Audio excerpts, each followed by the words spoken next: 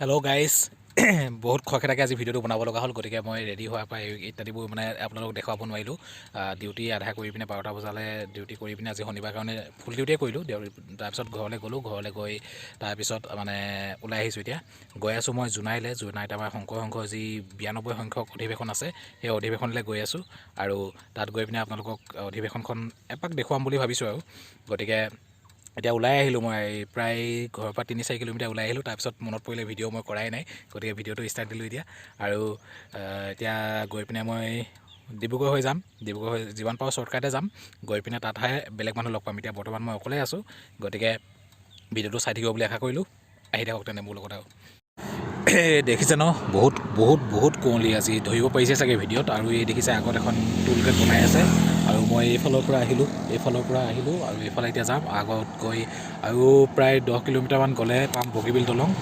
তাৰপিছত বগীবিল দলঙৰ পৰা পাৰ হৈ কোলাজান তিনিআলি পাম। কোলাজান তিনিআলিৰ পৰা ৰাইট চাইডে আই থিংক সোমাই যাব লাগিব। আৰু ঠাণ্ডা বহুত, হাত অকৰা লাগি গৈছে, গতিকে 2 মিনিট ৰৈ ল'লোঁ। আৰু এতিয়া একেবাৰে বগীবিল দলঙত আকৌ লগ পাই আছোঁ বাৰু। প্ৰথম কৈ লওঁ, হে ভগৱান এনেকুৱা নকৰিবা, মানে ধৰ্মমূলক ঠাইলৈ আহিছোঁ তো, মানে এইকাৰণে ক'ব লগা হ'ল। মানে বৰষুণ পেলাইছে এটুপ দুটুপ, আৰু মই যিহেতু ৰেইনকোটো অনা নাই, বাইকতো আহিছোঁ। আৰু দেখিছে কুঁৱলী কিমান বেছি। এইখন বগীবিল দলং পালোঁ। আৰু এতিয়া যদি ডিষ্টেঞ্চৰ ফালৰ পৰা ক'বলৈ যাওঁ, মই ঘৰত ওলাওঁতে মোৰ বাইকত আছিলে 5,056 কিলোমিটাৰ হৈ আছিলে, আৰু এতিয়া হৈছে 5,117 আই থিংক। গতিকে ডিষ্টেঞ্চটো কিমান আপোনালোকে গম পালেই আৰু। ঘৰৰ পৰা ইয়ালৈকে মুঠতে লাগিব 50-60-70 কিলোমিটাৰমান হ'ব। আৰু সময়টো ক'বলৈ গ'লে মই ঘৰৰ পৰা ওলাইছিলোঁ 1টা বজাত, আৰু এতিয়া বাজিছে 2:40, আৰু মই 3-4 জেগাত ৰৈছিলোঁ যিহেতু, গতিকে 15 মিনিটমান মেনেজ কৰিব পাৰে। হাৰ্ডলি 1 ঘণ্টা 20 মিনিটমান লাগিব।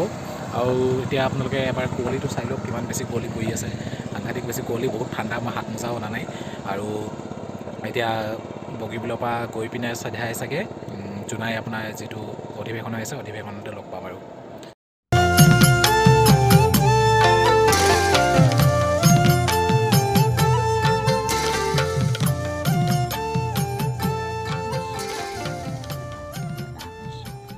ইয়াত মোৰ বাইকখন পাৰ্কিং কৰাই দিলোঁ, 50 টকা ল'ব। এদিন ধুনীয়াকৈ থাকিব, ৰাতিও থাকিব। আৰু এইফালে দেখিছে নহয় মানুহ কেনেকৈ আহি আছে, কিমান ডাঙৰ প্ৰগ্ৰেম গম পাইছে চাগে এতিয়া।